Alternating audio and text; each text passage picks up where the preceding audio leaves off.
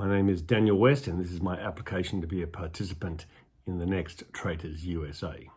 I am a rehab specialist, and I work primarily with the worst cases of spinal cord injury and traumatic brain injury all over the world. It is extremely rare for any complete spinal cord injured patient to ever be able to recover. My special skills of inspiration and motivation have allowed me to have 50 complete spinal cord injured patients walking again. It is my special skill of being able to cut through the bullshit that I think will serve me very well in being a faithful to help weed out who are the traitors. I would prefer to be a faithful in the game because 15 years ago I suffered a very traumatic personal event in my life that has left me with PTSD that makes it very hard for me to lie and very hard for me to tolerate bullshit. Should any of the traitors lie to me, my bullshit meter will immediately pick it up. And should any of the competitors trigger me regarding my PTSD and the traumatic event in my life, I can guarantee you my meltdown would bring the ratings for your show up to Super Bowl-esque proportions because it would be epic.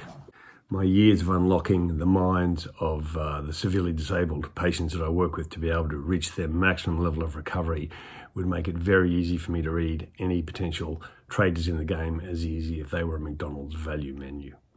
My miraculous work with the patients has given me skills into how to get an insight into what is going on in people's brains, and I will use that to help be able to weed out who are the people that I think are the traitors and faithfuls in the game, and use that to my advantage to be able to win. Pick a card and don't show me.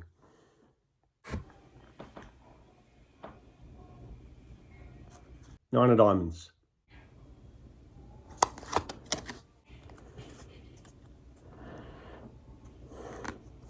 Ten of clubs.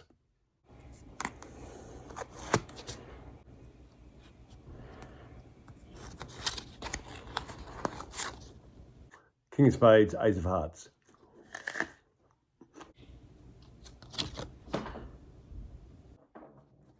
Geography.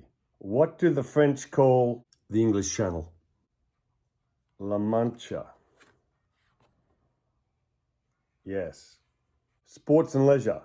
What would you be examining if wine? You used a taste vin. Correct. Arts and leisure. What film was inspired by Daniel Keyes' novel Flowers for Charlie? Correct.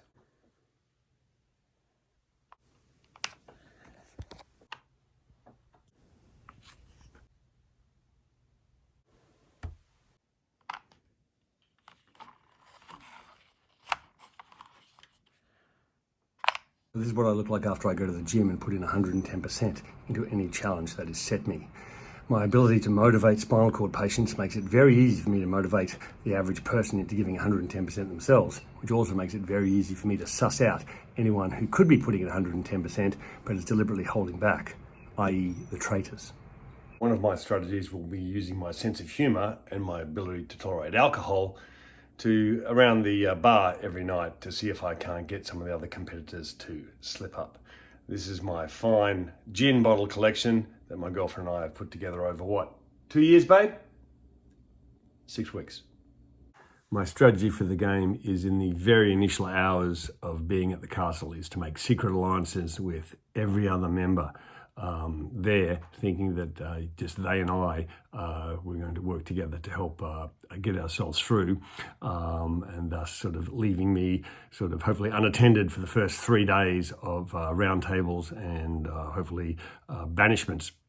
And then on about the third round table or fourth round table, start to literally, I should have gathered enough evidence by that stage to just start picking off the traitors and being very vocal about who I think the traitors are. But for the first 2 or 3 days to actually be quietly slip under the radar while forming a couple of alliances with pretty much everyone for me to keep myself safe until such time as the numbers have been whittled down. And then at that point I can start to speak up and then use the advantage of having watched every episode of the Traitors so far to be able to confuse people and keep people on their toes as to I'll be valuable to the traitors because I'm very vocal local, and I will be invaluable to the faithfuls because I will be good at the challenges as well as picking off traitors. Have I survived any challenges in my life? Well, one summer in Florida, the AC did go out for a couple of hours and I had to put up with that. That was pretty challenging. And I suppose you could consider the time that I arrived on a flight to South America and was arrested at the airport. And on the drive to the police station, the policeman with the gun, submachine gun to my face, decided that it would be easier just to kill me and throw my body in the dumpster rather than having to do the paperwork for my arrest. I'm always 2 steps ahead of everyone with regards to preparation. There's my American passport, already have my visa for England in place. I'm good to go. And of course, I always have a special plan B in my back pocket.